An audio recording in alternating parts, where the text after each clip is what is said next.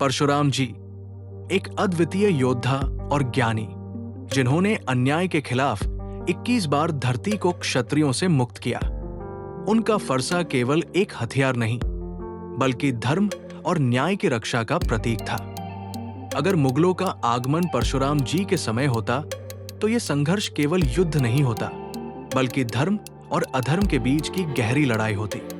उनकी उपस्थिति से हिंदू समाज को न केवल बल मिलता, बल्कि ये एक बड़ी क्रांति का कारण बनता। परशुराम जी का संदेश है कि अन्याय के खिलाफ खड़ा होना केवल हथियार उठाने से नहीं, बल्कि आत्मशक्ति और अनुशासन से भी संभव है। उनकी शिक्षाएं आज भी हमें प्रेरित करती हैं, ये दर्शाते हुए कि हमारी पौराणिक कथाएं केवल अतीत की कहानियां नहीं हैं, बल्कि आज भी प्रासंगिक है।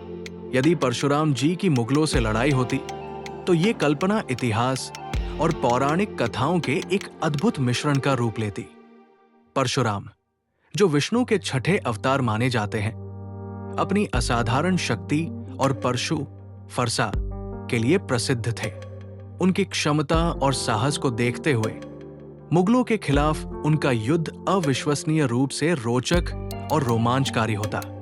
परशुराम की युद्ध शैली, परशुराम जी की त्वरित और शक्तिशाली युद्धक क्षमता, उनके धार्मिक ज्ञान और अडिग संकल्प ने उन्हें अजेय बना दिया।